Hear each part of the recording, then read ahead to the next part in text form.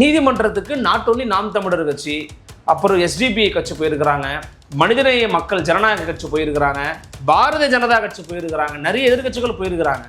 பூதாகரமாக தெரியுறது நாம் தமிழர் கட்சி தான். ஏன்னா அவங்க தான் வீரியமாக இதை வந்து அறிக்கை ரீதியாகவும் கள ரீதியாகவும் இது ரொம்ப பிழையான ஒரு முன்னுதாரணம். அவங்களுக்கு அந்த குடும்பங்களுக்கு தேவையான நிதி உதவியா நீங்கள் கொடுங்க. நான் ஒரு உதாரணத்துக்கு சொல்கிறேன். இன்னைக்கு நாம் தமிழர் கட்சி, அந்த கட்சியோட நிலைப்பாடு என்ன? லட்சக்கணக்கான பேர் டிஎன்பிசி எழுதிக்கிட்டு இருக்கான், யூபிஎஸ்சிக்கு எழுதிக்கிட்டு இருக்கான். Group 1, group 2, group 2A, VAO, group 4ன்னு எக்ஸாம்ஸ் இருக்குது. இந்த எக்ஸாம் எழுதி முடிக்கணும், படித்து முடிக்கணும், பாஸ் ஆகணும்னா இம்பா தண்டி புக்ஸ் எல்லாம் படிக்கணும், ஆப்டிடியூட் டெஸ்ட் எழுதணும், தமிழ் எழுதணும், பாலிட்டி படிக்கணும், எக்கனாமி படிக்கணும், கரண்ட் அஃபேர்ஸ் படிக்கணும், புவியியல் படிக்கணும். இதெல்லாம் படித்தா தான் நான் போய் பாஸ் பண்ண முடியும். ரிசர்வேஷன் கோட்டா இருக்குது, பிசி இருக்குது, பிசிஎம் இருக்குது, எம்பிசி இருக்குது, ஓசி இருக்குது, எஸ்சி இருக்குது, எஸ்டி இருக்குது, அதில் பிஎஸ்டிஎம் சர்டிஃபிகேட் வாங்கினவன் இருக்கிறான், அதில் பிஎஸ்டிஎம் வாங்காதவன் இருக்கிறான். இவ்வளவு கேட்டகரி இருக்குது. நான் படிச்சுக்கிட்டு இருக்கேன். வரீங்களா? கேமரா எடுத்துகிட்டு வரேன், அண்ணா நகர் போவோமா? வந்து நாம் தமிழர் கட்சி நம்மளை எதிர்த்துட்டாங்களே, அவங்க வழக்கு போட்டு ஜெயிச்சு விட்டாங்களே அப்படிங்கிற ஒரு காண்ட் இருக்கலாம். அது ஒன்றும் பண்ண முடியாது. இன்னைக்கு அவங்களுக்கு சாதகமாக வந்து நாளைக்கு அவங்களுக்கு பாதகமாக கூட வரலாம். எல்லா இடத்துலையும் நாம் தமிழர் கட்சிக்கு ஆதரவாக தீர்ப்பு வந்திருக்குதா என்ன? அவங்க எதிராக கூட தீர்ப்பு வந்திருக்குது. சீமான விமர்சனமே தீர்ப்பு வந்திருக்குது. இன்னைக்கு சீமான ஆதரிச்சு தீர்ப்பு வருது. ரெண்டுத்தையும் ஏற்றுக்குங்க. சுப்ரீம் கோர்ட்டுக்கு நாம் தமிழர் கட்சி போகுது. அதையும் சொல்கிறேன். டெல்லிக்கு போவாங்க, என்டிக்கு விட மாட்டாங்க. நாம் தமிழர் கட்சி விடாது. என்ன ஃபைட் பண்ணுறாங்கன்னு பார்க்கலாம்.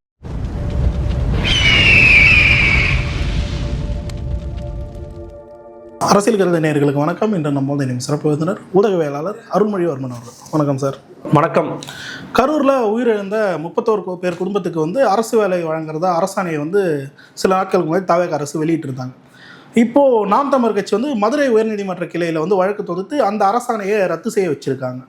எப்படி பார்க்குறீங்க ஃபர்ஸ்ட் ஆஃப் ஆல் இந்த மேட்டரை? இல்லை, ஒரு கட்சிக்கான இருக்கக்கூடிய உரிமை, அந்த கட்சியினுடைய நோக்கம் இலக்குன்னு ஒன்று இருக்கும்ல, அதை நோக்கி அந்த கட்சி வந்து ஒரு திட்டத்தை முன் வச்சிருக்கிறாங்க. திட்டம் என்ன அர்த்தம்? ஒரு அரசியல் இயக்கம் அவர்கள் எதிர்கட்சியாக இருந்தபோது அவர்கள் ஏற்பாடு செய்த ஒரு கூட்டத்தில் ஏற்பட்ட ஒரு அசம்பாவிதத்துக்கு, ஒரு விபத்துக்கு அந்த கட்சி சார்பாக அவங்க நலன்கள் செஞ்சாங்கன்னா யாராவது இருத்தாங்களா? இல்லை. இப்போ வரைக்கும் மரியாதைக்குரிய நிதியமைச்சர் மரிய வில்சன் அவர்கள் கட்சி சார்பாகவும் தனிப்பட்ட ரீதியிலும் அந்த குடும்பங்களுக்கு மாதம் 5000 கொடுத்துக்கிட்டு இருக்காரு. எதிர்த்தீங்களா? யாராவது எதிர்த்தோமா? எதிர்க்கல. அந்த குடும்பங்களுக்கு 20 லட்ச ரூபாயை விஜய் அவர்கள் கொடுத்தாரு. எதிர்த்தோமா? எதிர்க்கல. அன்றைய அரசாங்கம் 10 லட்ச ரூபா கொடுத்தாங்க.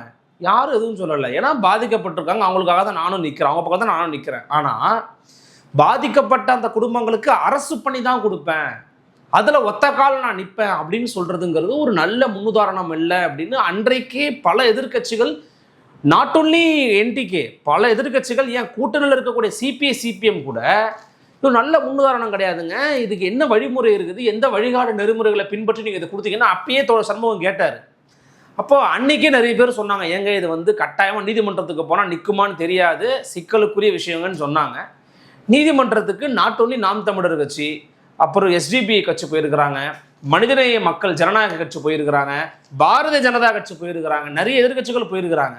பூதாகரமாக தெரியுறது நாம் தமிழர் கட்சி தான். ஏன்னா அவங்க தான் வீரியமாக இதை வந்து அறிக்கை ரீதியாகவும் கள ரீதியாகவும் இது ரொம்ப பிழையான ஒரு முன்னுதாரணம்.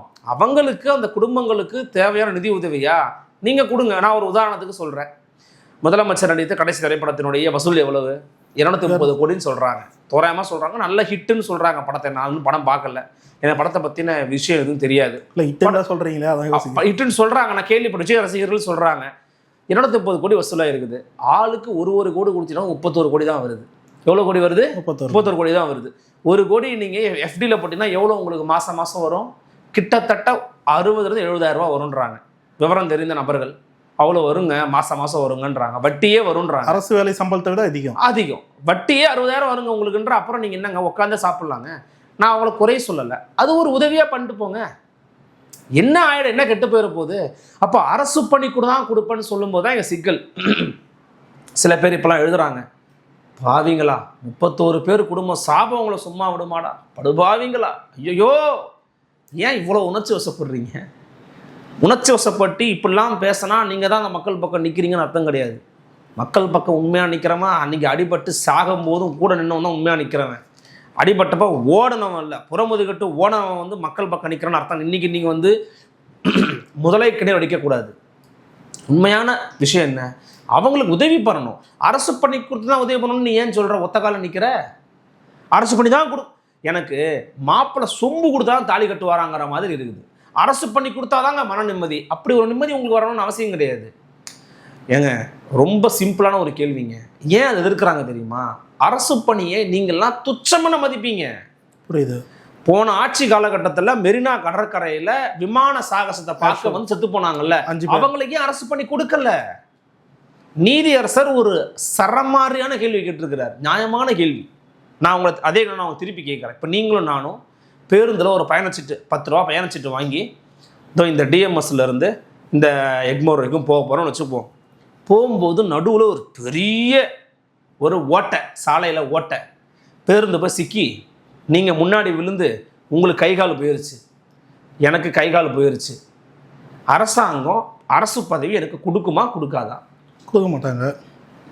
அரசு பயணத்தில் பண்ணி அரசு பேருந்தில் ஏறி பயணச்சீட்டு வாங்கினதை தவிர நான் செஞ்ச பாவம் என்ன? உன் ஓட்டுநர் தப்பு, உன் பேருந்து தப்பு, உன் சாலை தப்பு, இந்த அரசு தப்பு.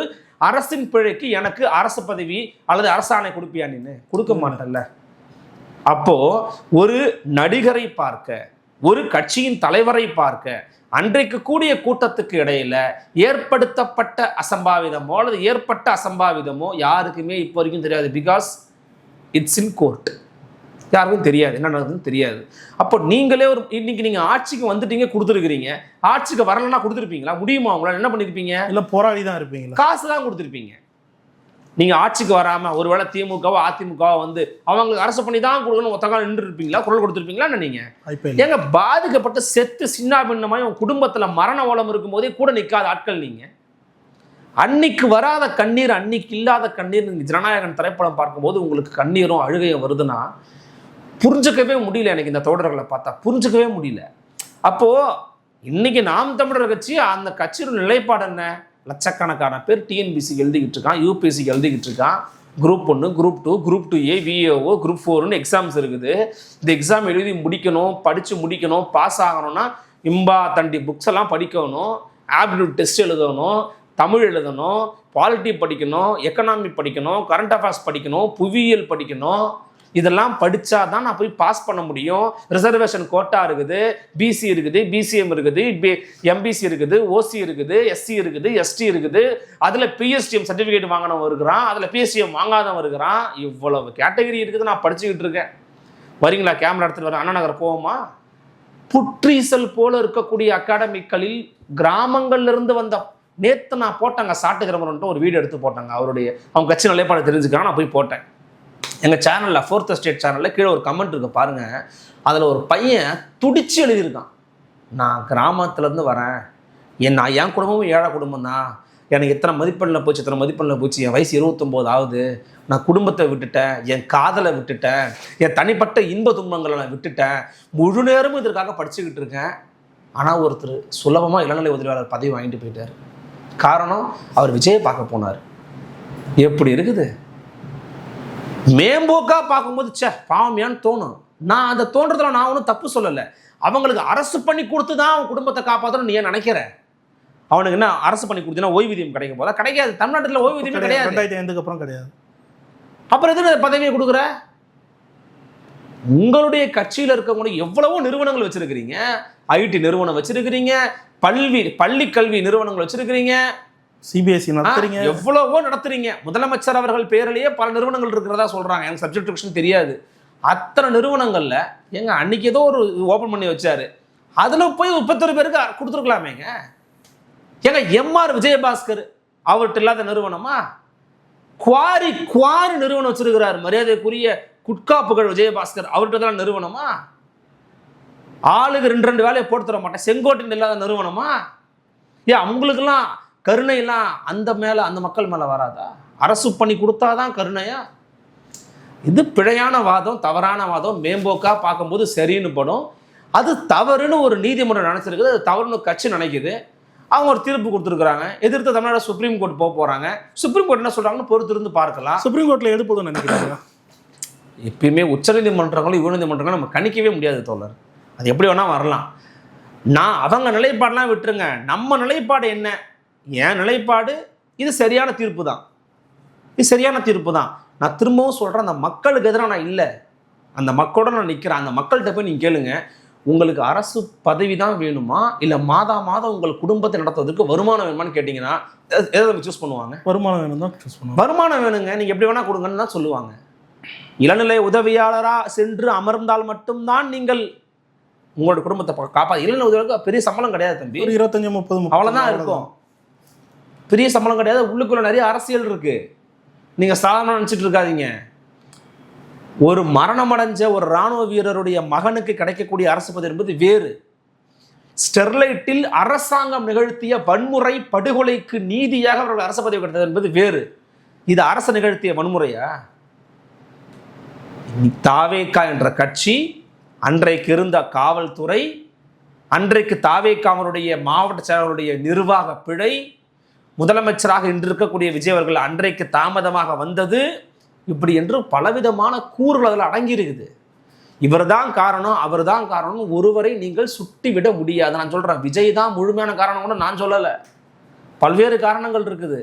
அப்போ அப்படி இருக்கும்போது நான் அரசு பதவி தான் கொடுப்பேன்னு சொல்கிறது இருக்குல்ல, அது ரொம்ப தப்பான வாதம், பிழையான வாதம், அது ஏற்றுக்கொள்ளக்கூடியது கிடையாது. ஆனால் நேற்றுலேருந்து தாவேக்கா இன்னொரு நெரட்டிவே செட் செய்யுது. நீங்களும் பார்த்துருப்பீங்க சோஷியல் மீடியாவில். திட்டமிட்டே பழி வாங்கிட்டாங்க, ஒரு ஏழை மக்களுக்கு போக வேண்டிய நல் காரியங்களை கெடுத்துட்டாங்க நாம் தமிழர் கட்சி அப்படின்ற மாதிரி ஒரு விஷயத்தை பரப்பலாங்க. இல்லை, அது தொடர்ச்சியாக அவங்க பண்ண தானே செய்யணும். ஒரு ஆளுங்கட்சிக்கு ஆதரவாக நிற்கிறவங்க அவங்க எங்களுக்கு எதிராக வேண்டும் என்றே செய்கிறாங்கன்றாங்க. ஆனால் அதில் ஒரு தார்மீக நியாயம் இல்லை. அவங்க என்ன நினைக்கிறாங்கன்னா, இல்லை சார், நீங்கள் சொன்ன மாதிரி ஸ்டெர்லைட்டை கம்பேர் பண்ணுறாங்க, அப்புறம் கள்ளச்சாராயம் குதித்து உயிரிழந்தவர் உதவி வழங்க அதையும் கம்பேர் பண்ணி காட்டுறாங்க. நான் திரும்பி சொல்கிறேன், கள்ளச்சாரத்துக்கு கொடுத்தவங்க நான் சரின்னு சொல்லலை. நான் என்ன சொல்கிறேன்னா, அவங்கெல்லாம் பண்ணாங்களே, அமைதியாக இருந்தீங்களேன்னா, அவங்க தப்பு பண்ணால் நீங்கள் சரியாக பண்ணணும் தானே உங்களுக்கு ஓட்டு போட்டு மக்கள் தேர்வு பண்ணியிருக்கிறாங்க. ரைட். அவங்க பண்ண தப்பை தான் நானும் பண்ணணும்னா நீங்கள் என்ன மாற்று? நீங்கள் ஏமாற்று தானே. 10 லட்ச ரூபா கொடுத்தா நான் அவரை தவறு தான் சொல்கிறேன், எனக்கு அது உடன்பாடே கிடையாது. இடையில நின்று சத்து சுண்ணாம்பாயி மக்களுக்காக போராட்டிக்கிட்டு இருக்கிற ராணுவ வீரர்கள் கூட 2 லட்சம் 3 லட்சம் தான் கொடுக்குறீங்க. நீட்டுக்கு அச்சுறுத்தலாகி தன்னுடைய உயிரை மாய்த்த குடும்பத்தை நீங்கள் காசு கொடுத்துருக்கீங்க. கஷ்டப்பட்டு பிள்ளைய வளர்த்து சோறு ஊட்டி பால் ஊட்டி சீராட்டி வளர்த்துருப்பாலும் அந்த பெற்றோர் அவனுக்கு எவ்வளோ வலி இருக்கும். நீங்கள் கொண்டாடுவன் நீட்டுன்னு ஒரு தண்ட கருமாந்திர தேர்வை, அதை எழுதணும் அல்லது எழுத முடியாதுங்கிறதுக்காக என் புள்ள மரணம் அடையும். அப்போ அந்த குடும்பங்களுக்கு எவ்வளோ காசு கொடுத்துருக்க? சரி, அனிதா வீட்டுக்கு போனார் முதலமைச்சர். இப்போ ஆட்சி வந்த பிறகு எத்தனை பேர் செத்து பேர் போகிறாங்க? தமிழ்நாட்டில் எத்தனை பேர் வீட்டுக்கு முதலமைச்சர் போக தேவையில்லை, எத்தனை அமைச்சர் பெருமக்கள் போனாங்க, தொகுதியில் இருக்கிற அமைச்சர்கள் போனாங்க? ஏதாவது டேட்டா இருக்கா உங்கள்கிட்ட? இல்லை, நியூஸ் போனால் தானே டேட்டா இருக்கும் உங்களுக்கு. கரெக்டு. இப்போ இந்த சிக்கல்கள்லாம் இருக்குது, அதெல்லாம் தோழர்களுக்கு தெரியும். அவங்களுக்கு நாம் தமிழர் கட்சி நம்மளை எதிர்த்துட்டாங்களே, அவங்க வழக்கு போட்டு ஜெயிச்சு விட்டாங்களே அப்படிங்கிற ஒரு காண்ட் இருக்கலாம். அது ஒன்றும் பண்ண முடியாது. இன்றைக்கி அவங்களுக்கு சாதகமாக நாளைக்கு அவங்களுக்கு பாதகமாக கூட வரலாம். எல்லா இடத்துலையும் நாம் தமிழர் கட்சிக்கு ஆதரவாக தீர்ப்பு வந்திருக்குதா என்ன? அவங்க எதிராக கூட தீர்ப்பு வந்திருக்குது. சீமான விமர்சனம்னே தீர்ப்பு வந்திருக்குது, இன்னைக்கு சீமான ஆதரிச்சு தீர்ப்பு வருது. ரெண்டுத்தையும் ஏற்றுக்குங்க. அதாவது நான் ஒரு கண்ணில் வெண்ண ஒரு கண்ணில் நெய் இல்லை, வந்தால் ஏற்றுக்க வேண்டியதுதான். விஜய் அவர்களை ஆதரித்து தீர்ப்பு வந்திருக்குது, நல்லா பண்ணுறாங்க இந்த ஆட்சின்னு. முதலமைச்சர் விஜய் எதிர்த்த தீர்ப்புகள் வந்திருக்குது. என்ன பண்ணிட்டு இருக்கீங்க? என்ன இதெல்லாம் ஒரு இதுவா? இன்னைக்கு தம்பி, இன்னைக்கு நான் ஒரு இடத்துக்கு பேட்டிக்கு போயிட்டு கிளம்பி வரேன்.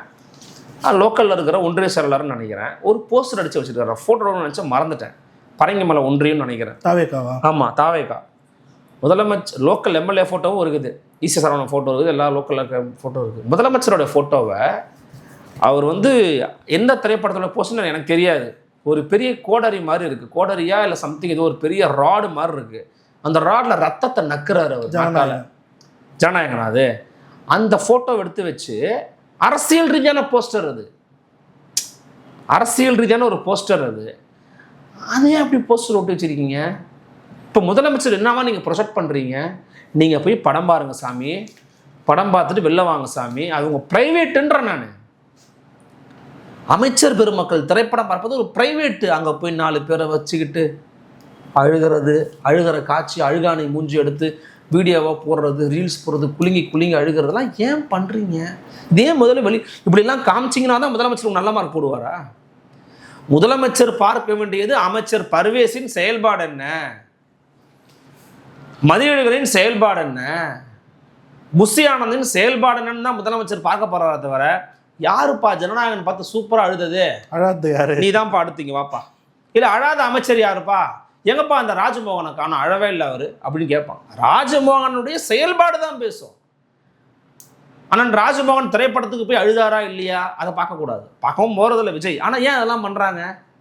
அப்போ இந்த போன்ற செயல்பாடுகள்லாம் கேலி கூத்தின் உச்சம். இதெல்லாம் பண்ணிவிட்டு இவங்க எப்படி பேசுகிறாங்க, அவங்க எப்படி பண்ணுறாங்க, மக்களை எதிர்த்துட்டாங்க, ஐயோ 31 குடும்பத்தோட சாபம் சொன்னா, அப்படிலாம் ஒன்றும் கிடையாது. நீங்கள் போய் ரோட்டில் போய் வெளிக்கு போய் எடுங்க தம்பி, ரோட்டில் போய் மக்கள்கிட்ட கேளுங்க தம்பி.